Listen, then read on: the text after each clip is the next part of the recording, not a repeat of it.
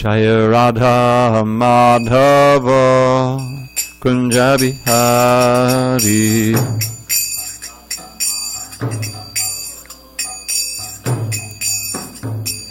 Jaya Radha Madhava Kunja Bihari.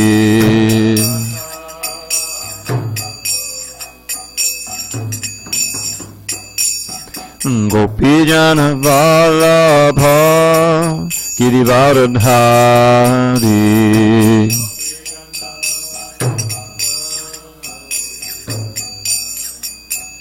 Jai Gopijana Vallabha Girivaradhari.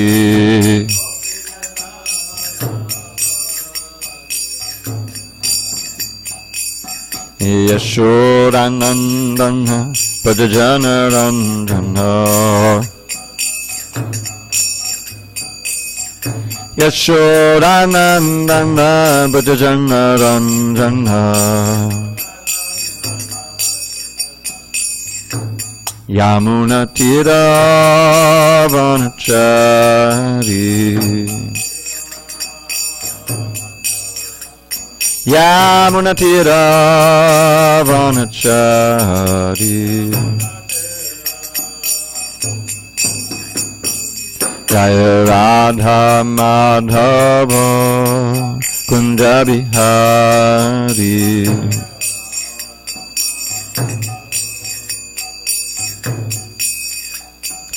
Jaya Radha Madhava Kunja Bihari.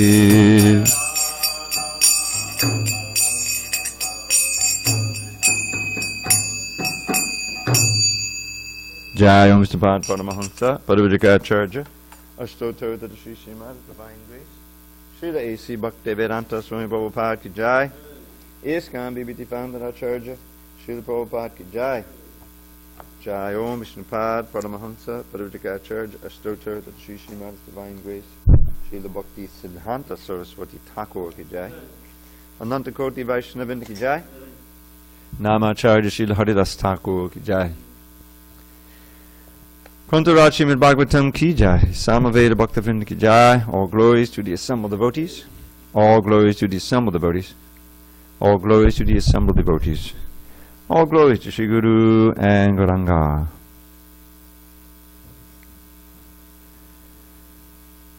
Narayanam namaskritya Narang chaiv narottamam Devim Saraswatim Vyasam and Tato Jayamadiriyet.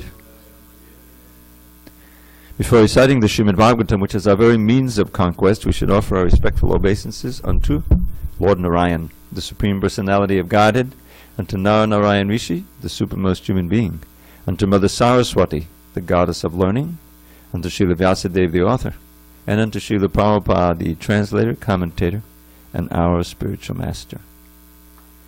Nashtaprayesha Bhadreshu Nityam Bhagavata Sevaya Bhagavatyuttama Shloke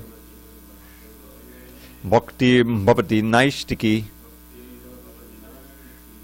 By regular attendance in classes on Srimad Bhagavatam and by rendering devotional service unto the pure devotee, all that is inauspicious within the heart is destroyed almost to nil, and loving devotion to the Supreme Lord who is glorified in transcendental songs is established as an irrevocable fact. Isn't Zachary doing kitchen duty? Okay. Om Namo Bhagavate Vasudevaya. Om Namo Bhagavate Vasudevaya. Om Namo Bhagavate Vasudevaya. On the 6th day of July, 2018, in SanDiego, we're reading from Srimad Bhagavatam, translation and commentary by His Divine Grace A.C. Bhaktivedanta Swami Prabhupada. We are in the Canto 4, entitled The Creation of the Fourth Order. Second chapter, Daksha curses Lord Shiva. Text number 30. Brahmacha brahmanangschaiva Yadhyuyam padininditha setum vidharanam pungsam atakpasandamashta brahmacha brahmanangschaiva yadhyuyam padininditha setum vidharanam pungsam atakpasandamashita brahmacha brahmanangschaiva yadhyuyam padininditha setum vidharanam pungsam atakpasandamashita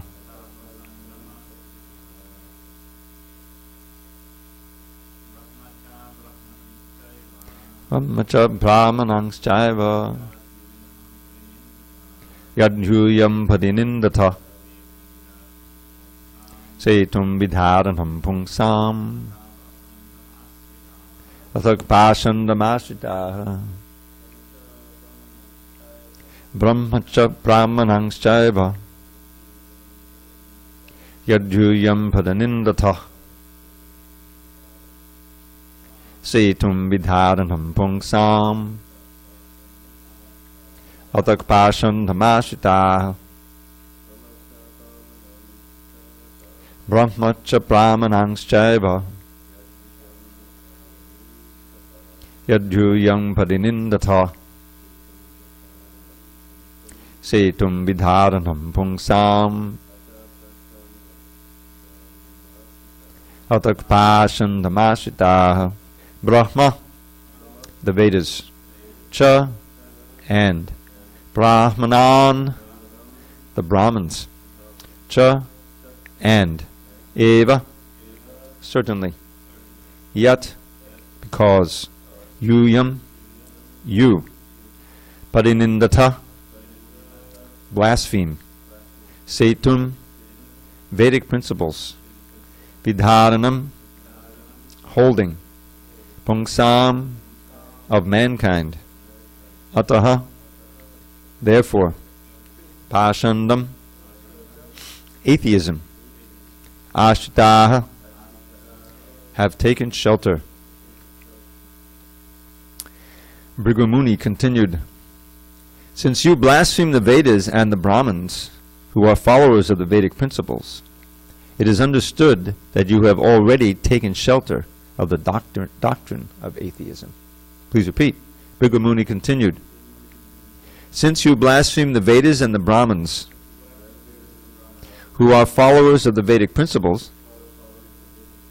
it is understood that you have already taken shelter of the doctrine of atheism.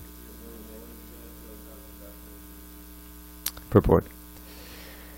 Bhrigu Muni, in cursing Nandishvara, said that not only would they be degraded as atheists because of this curse, but they had already fallen to the standard of atheism because they had blasphemed the Vedas, which are the source of human civilization.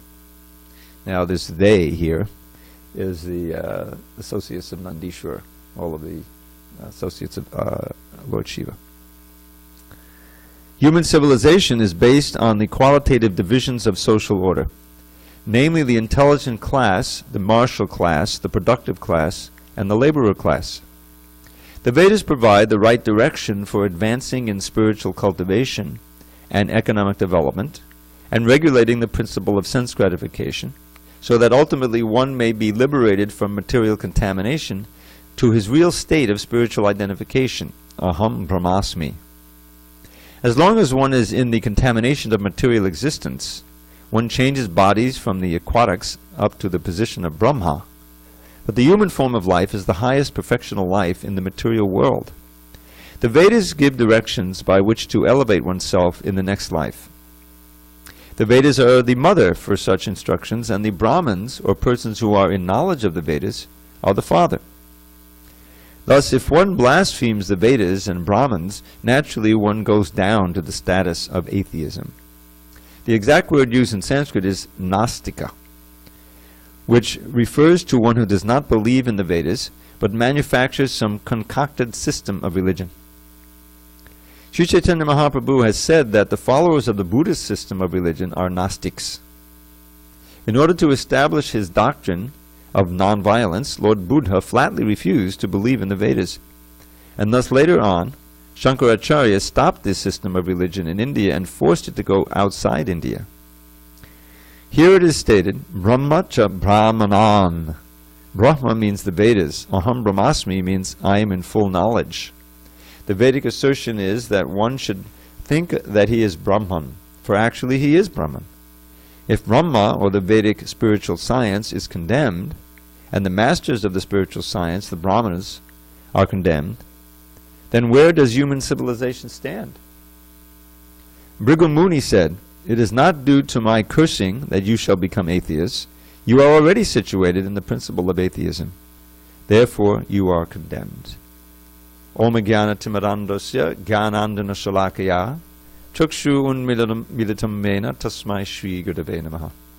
I was born in the darkness of ignorance, but my spiritual master, the Prabhupada, opened my eyes with the torchlight of knowledge. I offer my humble obeisances unto him and all members of Sri Parampara. So Bhrigu Muni is continuing his counter-cursing against Nandishwar and company, who were responding to Daksha's curses to Shiva. So we have this cursing and counter-cursing going on here. And here the whole principle expressed by the curse and also by Prabhupada's purport is that the Vedas are essential for civilization. They are a Paurusheya, which Srila Prabhupada will explain, I think, in the next purport. A Paurusheya means simply superhuman. Superhuman. They don't originate in this world. The Brahmins didn't create the Vedas. The Brahmins simply transmit the Vedas that originally were manifested in the heart of Brahma, directly from Krishna. Someone sick upstairs? Oh, that's Abhi up there? Okay. Hare Krishna, Hare Krishna. So, Tene Brahma Radaya Adi Kavaye. This is in the first verse of the entire Bhagavatam. And it's a summary description of Krishna. And also how he manifests this material world and regulates it. So he regulates it through Brahma. Brahma is the first living being. Brahma is the engineer of the universe. He is sometimes known as the creator, but he's really the secondary creator. That's why we have these two terms, you may remember. Who knows the two terms of creation? Sarga and Visarga. Sarga is what Krishna does through Mahavishnu and the other Purusha avatars, which is create the Bhumar Apa Onalavaya, the earth, water, fire, air, ether, mind, intelligence, false ego, in their unmanifest state, which is the Pradhan, and then they become manifested as the Mahatattva and Prakriti. And all of that happens before Brahma is even manifest. Then he is manifest from the lotus growing from the navel of Garbhodakshay Vishnu, and that's his raw materials, in which he creates the planetary systems, and then comes the big headache, or should I say headaches, of trying to populate it. And we're reading about that. You read about that through the third and fourth canto, like this. So, but all of this, what's going to happen? In other words, these are for the conditioned souls. Without guidance, they're all eventually given their bodies from the last birth. They've been merged in the form of Mahavishnu, in suspended animation. Nothing going on, but they're still there. All of their karma is there in subtle form. So when they come out, then they come out in all these different species, and many of them are human species. Now, the human species, as Prabhupada says here, is the pinnacle of evolution. Now, you may think, well, what about all these other higher planets? These people on higher planets, beginning with Brahma, you get the Siddhas, and you get the demigods and Gandharvas. What about them? Aren't they in a better position? They're not actually in a better position for going back to Godhead. Because it's said that on the middle planet here, when you reach the human form and you have the intelligence, it's meant to be not too horrible like in hell, and not too pleasant like in heaven. Neither of those conditions is actually conducive to practicing bhakti yoga. If it's too nice, then the urgency, you tend to fall into Janmaishwarya Shuddha Shibir. You tend to get intoxicated with the opulence, wealth, and everything it buys, and all the facilities. And what's the urgency? You know, the tendency for the conditioned soul, even on the higher planets, is to try to enjoy and be in a comfortable position. Well, that's there. So the urgency of getting out of this material world isn't so prominent. On the lower planets, it's too disturbing. The hellish planets is not conducive to, you know, thinking about these things, having a nice japa period. Even on this rapidly becoming hellish planet, it's so hard to find a quiet place, you know, a peaceful place, time, plus your mind, you know, to be peaceful, because of all the disturbance, especially Kali Yuga. So the Earth planet and the human form of life is the best shot, really, practically speaking, to get out of this world. But we need Krishna's guidance in this world through the Vedas, through the Puranas, through the Bhagavad Gita, and through his personal representatives. Here it mentions the Brahmins. Well, another place it said, well, to be a real Brahmin, you have to be a Vaishnava. And genuine Vaishnavas are automatically Brahmins. Means that they are full of knowledge, they're self-controlled, clean, what is it? Samo dhammas tapak shaucham.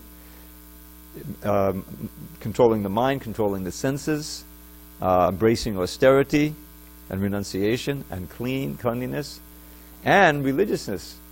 Jnanam vijnana sahitam, isn't it? I think both are there. And religiousness means asti, astikyam. Asti means he exists, God exists, the Vedas are the guide. Nasti means no, there's no God. There's no ultimate guidance for living entities, for human beings. Whatever we can come up with, that'll be our guide. So that's disaster for the living entity, because we are born into this world. We're in the conditioned state because we rebelled against Krishna, and we didn't want to be under control. We didn't want to be regulated, and we have this illusion of being free in the material world. But you're not free. You're completely bound up. You're completely bound up by service. You know, everything has a dharma, right? So dharma, in its most basic sense, means that which is the essential nature of something, something which sustains its existence, as it will, to support its existence. It has the root in dri, like we have dhari, to hold up the hill, the holder of the hill. So, what is it that is the eternal dharma, the Sanatana dharma of the living entity? Well, in its most general sense, it's just to be a servant. Now, the perfection of that is to be a servant of Krishna. But one way or another, you're going to be a servant. But if you start serving the material energy, you'll have the illusion that you're not a servant, that you're a controller. Now, periodically, in everybody's life, if you get into that, you get cut down. Oh, I'm not really in charge. Even as you grow up as a child, you're exuberantly playing something, you know, king of the hill, some video game, you're bullying somebody or whatever, you know, or playing it. And then your mother grabs your ear and says it's time for dinner, and all your independence is gone, and you may be wailing or something. And didn't you have that as a child? You completely, you know, again and again, I'm actually under control, you know. And as you grow up, the same thing happens. Now, a certain few human beings are able to accumulate a lot of money, and say a vast amount of money, and be in charge of thousands of other people and have the illusion of greater control. But they're just, you know, entering into the tattva of the 16th chapter. Ishvaroham aham bhogi. I am the Lord, I am the enjoyer, I'm perfect, powerful, and happy.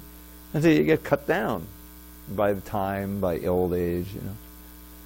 So the illusion of being a master is what material life is all about. That's Maya. So how to get cured of this Maya? Krishna is concerned about that. He wants us to all come back. He never forgets us. He accompanies us as the super soul, and he's completely aware of this intrinsic, unbreakable connection that he has with every living entity. So the 3/4 are there in the spiritual world with him, enjoying various varieties of spiritual emotions and bhakti rasa. But what about the quarter who aren't? And that's a big number. A quarter of infinity is a big number. So, so periodically he comes here to reinstitute Dharma. Dharma being, in this definition, that which will evoke your natural loving devotion to the Lord and purify you of this disease of trying to be an independent controller and enjoyer. So here, in this purport, we're hearing about, one of the main means by which he does that, and that is by speaking the Vedas, and also creating, as he says in the Bhagavad Gita, this Varnashram system for organizing society for the progressive path of a living entity moving toward liberation, toward perfection.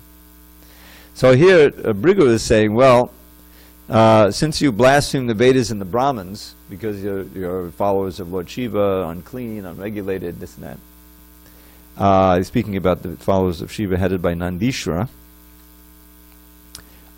Therefore, that's the shelter. In other words, you're now abandoning yourself to atheism.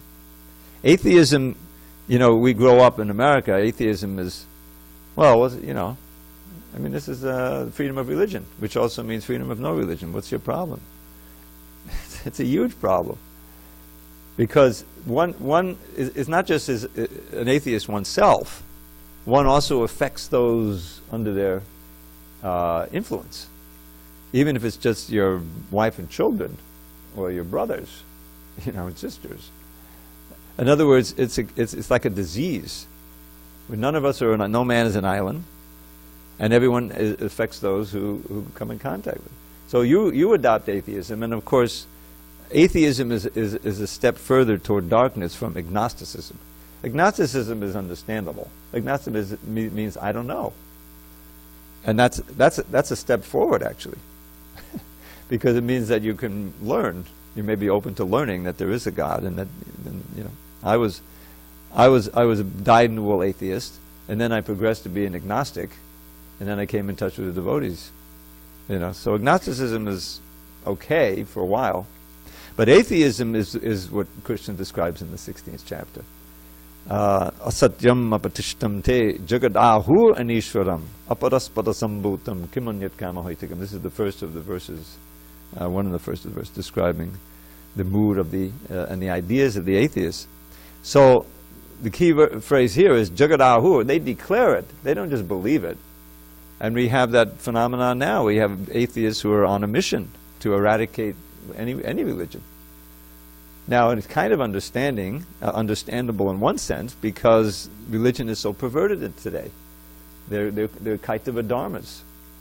They're concocted, this and that, and then they have offshoots, like they have this, it comes up several times in class, this prosperity theology, which basically says if you're rich, must mean you have God's blessing. If you're poor, then you must be more sinful. Rather than that the last shall be first and the first shall be last. Poverty in and of itself is not a virtue, but you're in better shape, really, for receiving the message and becoming a sincere bhakta if you're poor. Krishna takes it all away. He says, for those who I show my real mercy, I gradually take away their money. And then they're helpless. Their wife doesn't like them anymore. And their children, they spit on them. This is the Avanti Brahman. I went through this. I don't know if you study the 11th canto. So, and then if you get the right association, you can more sincerely cry out to Krishna and take shelter. If you're surrounded by all kinds of material comforts, it's less likely you'll do that. So, but the key is that there be a manifestation of the genuine Vedas here, and the essence of the Vedas, which is the Vedanta Sutra, and the real commentary of the Vedanta Sutra, which is what you can say. What's the natural commentary on the Vedanta Sutra? Srimadbhagavatam. Srimadbhagavatam. After it begins with the same words. You know that? What's the first word of the? Well, actually, the second sutra of the Vedanta Sutra.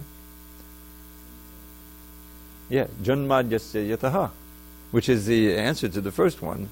It says, Atato Brahma Jigyasa, having now come to the human form of life, one should not waste time, but you should inquire into Brahman.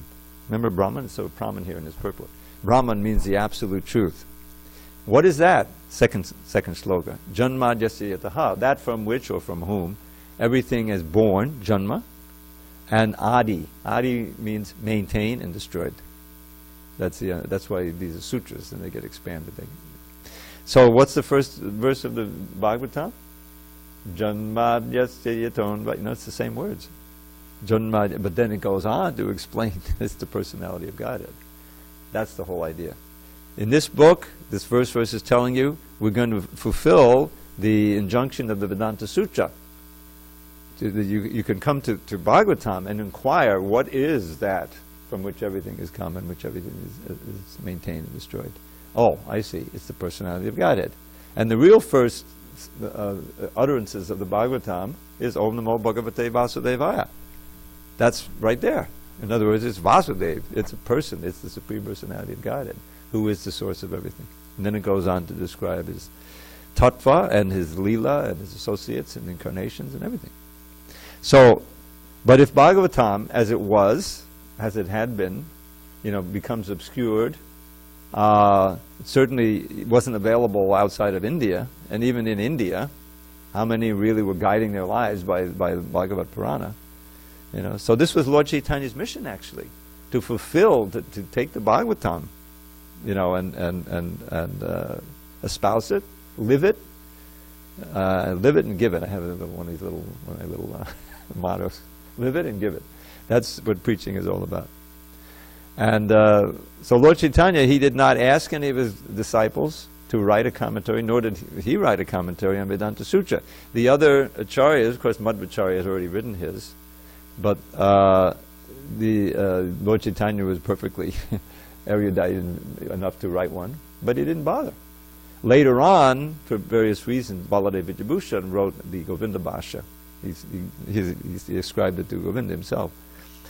And that has become the standard Gaudiya Vaishnava commentary, But the real commentary that we respect is the Bhagavatam.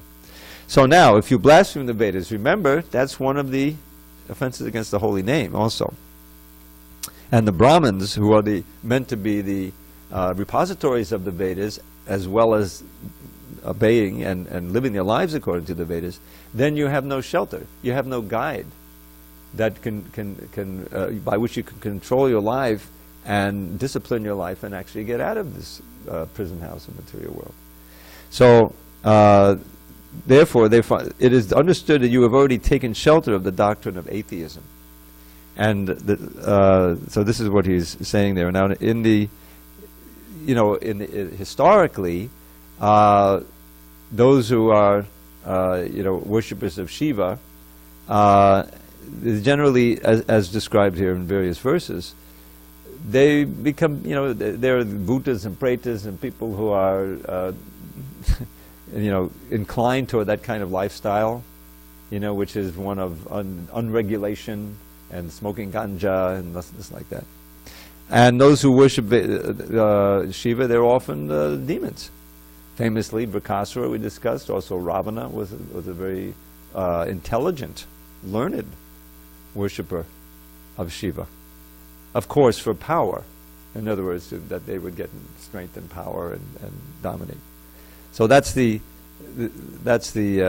tendency of the demoniac, is to, if not to worship Shiva, then just to worship the power itself, really to worship money. This is the real deity in the capitalist world. Everything is mediated through that. And what happens there, I've been realizing this. Capitalism simply means, manipulating money in such a way that you increase it. If it's not increasing, then the whole structure is teetering and tottering. Investment means it grows. You make more money and make more investment, and then someone else comes along with a better and buys you out, But we're at the state now in the world where the earth cannot actually support this capitalist system, which is not just in America, it's all over the world. The so-called communists have given that up, and they're all capitalists of one sort or another. But what does that really mean? It means that that the Vaishyas, and these are corrupted Vaishyas, but the principle of Vaishyaism, which is just to create wealth, and ultimately they should support the other society. And the Vaishyas are essential, but they've lost the touch. They've become ascendant, meaning with their money, they're buying off the intellectuals and the warriors and the Kshatriyas. That's what runs it. So see how degraded it can become. Just look around you. So what is the countervailing force to that? The Vedas themselves, the essence of the Vedas, the books we have, the Gita and everything, and Bhagavatam and the other books, and those who are living it, and those who are espousing it, and trying to spread it so people will live their lives according to that. So in other words, it's the Hare Krishna movement. It's so easy for everything to become corrupted by money. That's all around us. So how is it that we here and the rest of the members of this society who are trying to follow this and following in various degrees of strictness have taken to that? How can we sustain it from day to day? Only because of Lord Chaitanya's special blessing in this age, empowering the chanting. The chanting of the Hare Krishna mantra, if you do it seriously, both in kirtan and in japa, then that gives you a different perspective on your own life and on the world around you, and you tap into a higher source of pleasure.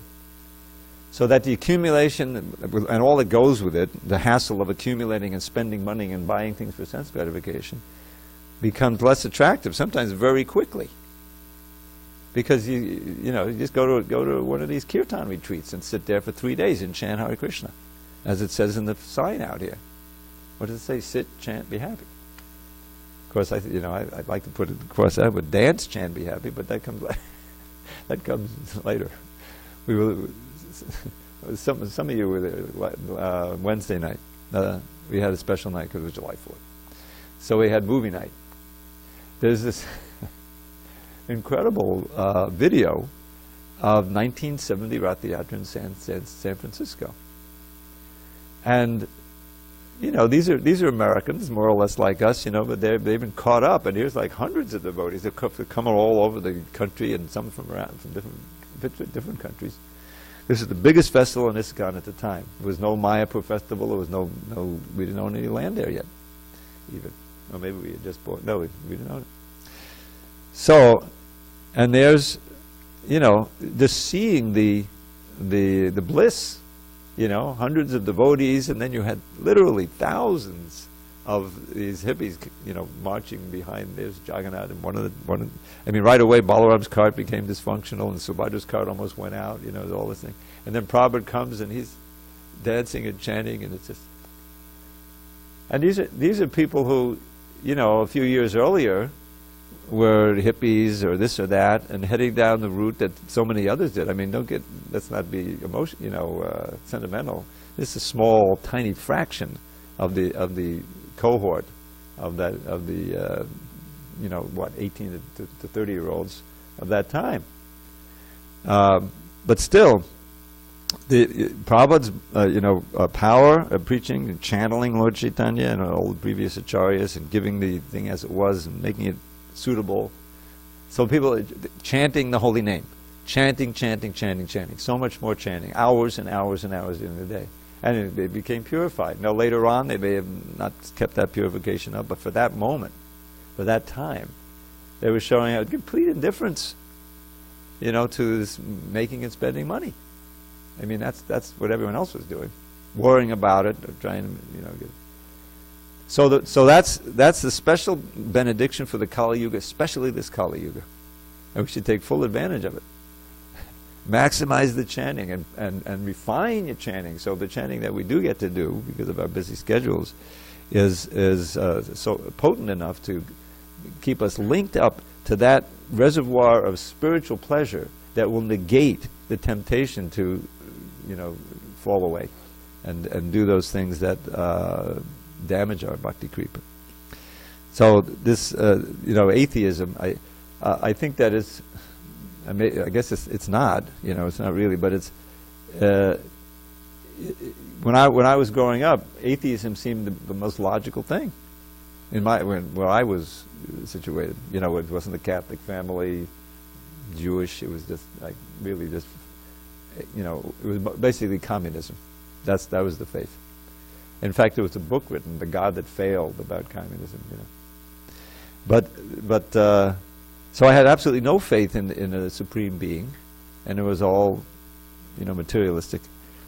But somehow, by Krishna's mercy, and maybe some little bhakti credits in a previous life, I got smashed down by the material energy, and you know, by the confluence of things, I eventually took shelter of the chanting of Hare Krishna.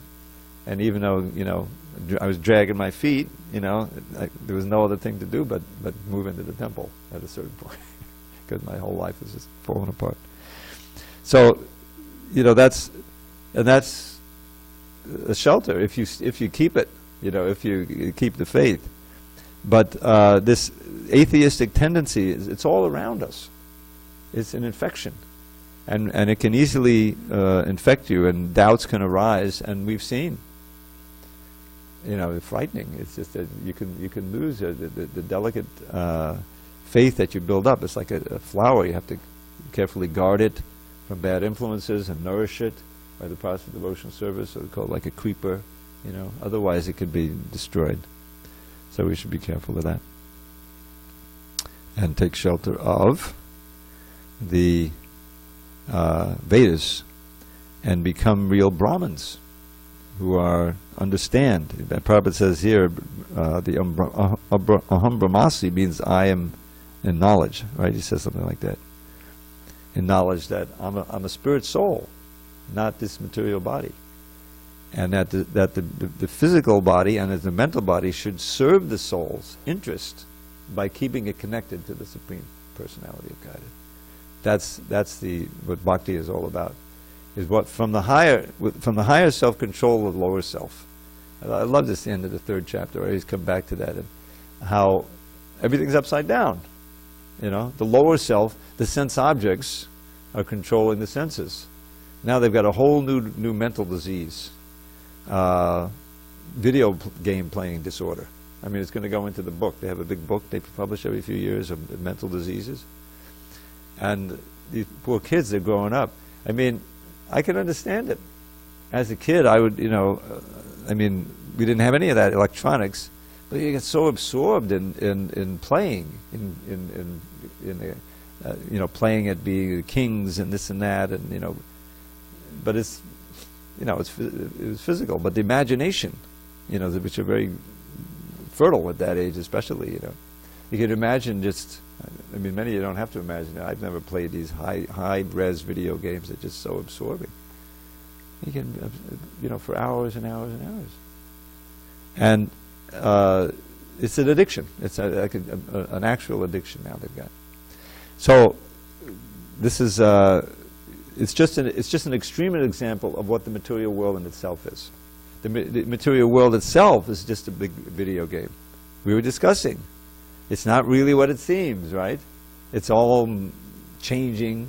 Whatever you're trying to get established in a certain field, a certain place, a certain set of relationships, but they're constantly being destroyed. And the big relationship that's destroyed ultimately is the relationship of your soul, you, with this body.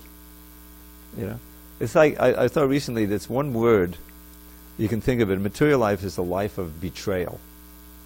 Betrayal means that you put your faith in something, right? A kid, you know, grows up. Of course you have faith in your parents and everything, you know. And that's why divorce is so disastrous, you know, because it like rips the kid's heart out, you know. Father and mother, you know, like that. What to speak of being abandoned? Now they've got the economy, you know, tuned up so that both parents have to work in order to survive practically. Stay in the house. What happens to the kid? Establish a very strong relationship with the child caregiver. You know, you see how the whole thing. So it's betrayed, right? Then you make some money, you get a degree, right? You work so hard, you pay so much money, you go into debt. There's no job, and I still got this $100,000 debt. I've been betrayed. The faith was you get a good education, you get a good job, you be comfortable. Right? Then you get okay, somehow I paid off the debt, now I'm situated, you have your little situation. But time goes on, the money you have, the job you have, the money is worth less. You're being betrayed, right? Do you know that 89 is when I first started this whole system of living down here and being BBT representative here. So, in those days, you get a nice apartment for less than, maybe $400 or $500. Actually, a two bedroom for $500 a month. And so, but now that same apartment is like $1,200, $1,300. So the money you have is shrinking. You've been betrayed. You have your faith in the money. So the whole thing is one of disappointment and betrayal. You put your faith in the body. The body obviously betrays you. As you get older, you can see that. I was trying to dance, jump up and down, and I couldn't walk. My ankle. It happens like that. So where can you put your faith that you'll never be betrayed? That's Krishna. That's Krishna. Krishna is the super, so he's Surit.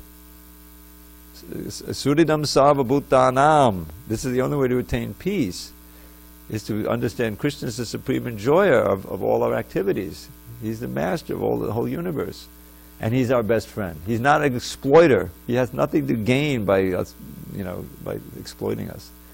We have something to gain by serving Krishna.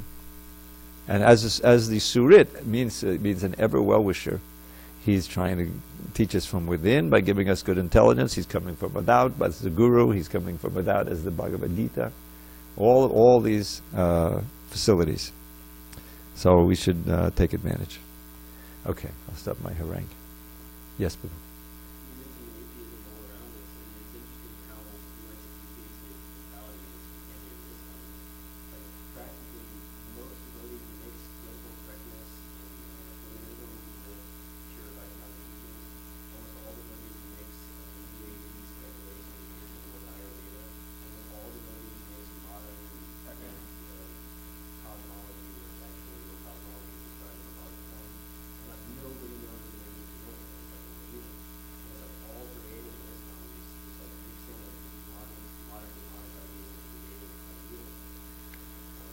So we got a lot of work to do. Clean house. Go ahead, bro.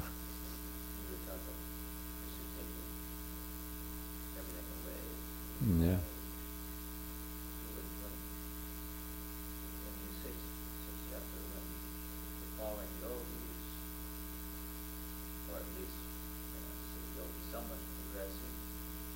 Not completing. Yeah.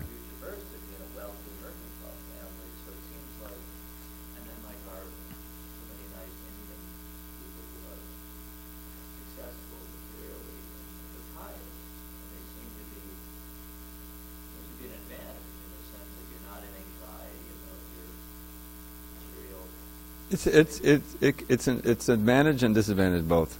I mean, it's an advantage in the sense that, you're not running all the time in an anxiety about just maintaining yourself, and that's what Prabhupada mentions, I think, in the 6th chapter. You don't have to worry about that. You have time, and you can practice.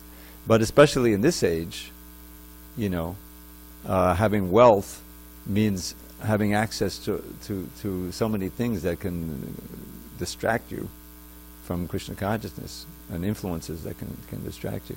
So the real benefit of having of progressing and not succeeding comes if you're born in a devotee family.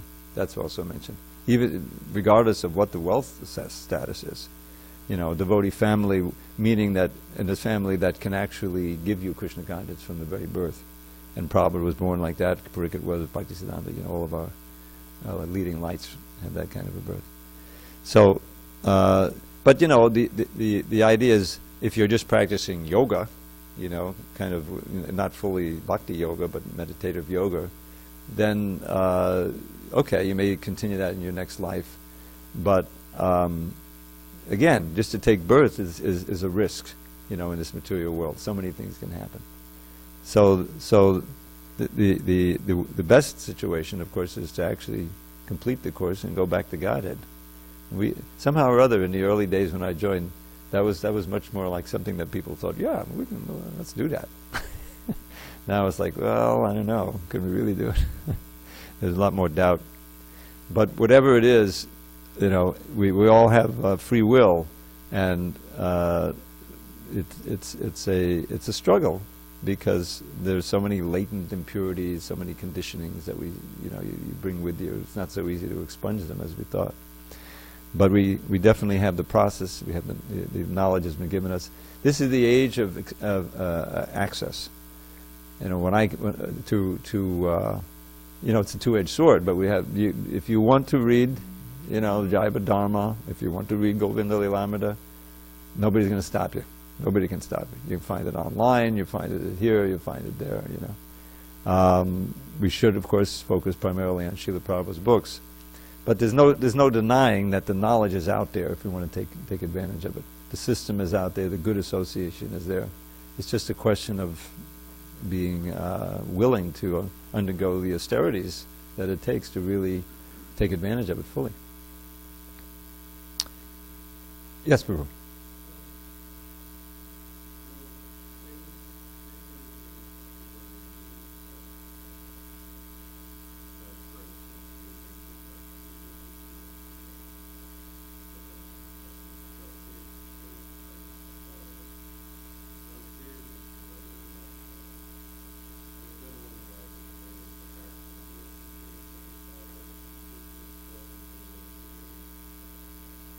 Once you chant sincerely, and especially if you get initiated, it's not just karma anymore. I mean, Krishna's taking personal attention to kind of manage your karma to try to bring you back. That's explained. He is more directly involved. Of course, as in everything else, there's degrees. And if you become an out-and-out blasphemer, we have example of like Ramchandra Puri. It was kind of a scary example. He's a direct disciple of Madhavendra Puri. He's such an exalted soul, and yet somehow false pride or something got in, and he had the audacity to criticize his guru on his disappearance bed, and he was rejected. He says, "Get out of my sight. If I see you, I don't know what's going to happen to me where I'm going to go." And from then on, then he would directly trying to arrange to criticize Lord Chaitanya. He would feed the devotees lavishly and then criticize them for overeating. What kind of mentality is that? So, that's an example from Shastra, but we have our own contemporaneous examples. Who had devotees who had tremendous favor of Srila Prabhupada, did tremendous service, but got off into a place where they commit heinous activities and basically lose their faith. Certainly lose their taste for chanting Hare Krishna. So we'll wonder, what's happening with that? Is that karma? How is that going to work? Well, there's no doubt, and this is in the Shastras, that whatever they did, sincere service they did, is in their bank account. How that will manifest in the next birth, who can say? But do we really want to be in that position? Because first of all, it means taking another birth. We don't want to be in that position. And it's so painful just to contemplate not having, in a position where you're trying to practice sincerely, the association of devotees, to be able to become before the deities, to chant Hare Krishna in good consciousness, and that can be taken away. That can be taken away. I've seen it a million times. And you think that you're doing it, that I just don't have time anymore, these devotees did this and that, and so you can't, take shelter anymore. Or you associate with those who strengthen that kind of idea of oppositionism. You know what I mean? Or it becomes even more crazy, and you lose complete faith in the whole thing, and it looks like, just like, we just finished chapter 15, where you have the upside down banyan tree. So you have reality, what's real, the spiritual world, and then you have its reflection, right? Which in a sense is less real. It's just a reflection. It's not what you think it is. So the idea in the 15th chapter is for you to understand, okay, now everything that you have here is just a reflection. The real reality is up there. You should aim for that. You should cut off your attachment to everything here with the sword of detachment. But that's not the end. Then you have to search out that place from where you never return, Goloka Vrindavan, and surrender to the Supreme Person and go on with your bhakti. That's where the reality is. Right? So if you really go crazy, then what you once were sure was reality, and you understood that this was not, what did you want to place your attention on and your affection. Prabhupada uses the word affection in two ways, and it's not. Affection means, of course, affection, attachment, affection, but it means being affected by. Being affected by, the quality of being affected by, which you don't usually hear in ordinary English, right? But you can see both meanings are so important. You will be affected by the material energy if you're not voluntarily and consciously taking shelter of the internal energy.